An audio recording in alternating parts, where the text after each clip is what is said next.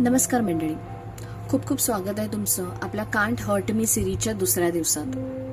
काल आपण स्वतःशी प्रामाणिक व्हायला शिकलो. आज आपण शिकणार आहोत की जेव्हा आपण एखादे ध्येय ठरवतो तेव्हा आपला मेंदू आपल्याला कसा फसवतो.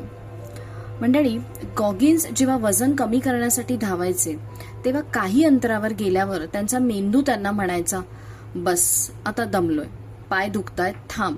आपणही अभ्यासाला किंवा कामाला बसलो की थोड्या वेळाने असेच थकून जातो. इथेच गॉगिन्स सांगतात द 40% रूल, म्हणजे 40% नियम. ते म्हणतात जेव्हा तुमचे मन तुम्हाला सांगते की तुम्ही पूर्णपणे दमला आहात आणि आता तुम्ही पुढे जाऊ शकत नाही, तेव्हा तुम्ही तुमच्या क्षमतेच्या फक्त 40% वापरलेले असते.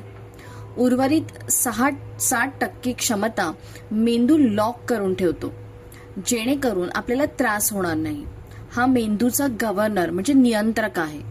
जर तुम्हाला पुढील 6 महिन्यात तुमचे ध्येय गाठायचे असेल तर जेव्हा मेंदू म्हणेल आता थांब, तेव्हा स्वतःला सांगा, माझी 60% ताकद अजूनही बाकी आहे.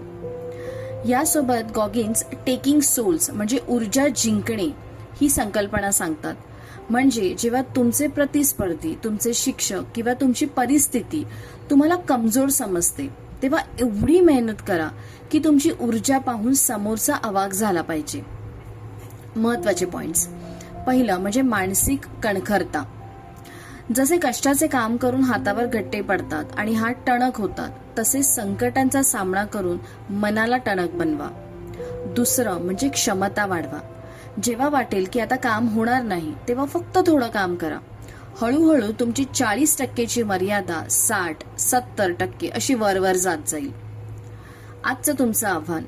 आज तुम्ही जे काही काम करत असाल, अभ्यास, व्यायाम किंवा बिझनेस, जेव्हा मन म्हणेल की आता बस, तेव्हा न थांबता अजून 10 मिनिटं किंवा 10% जास्त काम करा. मेंदूच्या नियंत्रणावर ताबा मिळवायला शिका. धन्यवाद.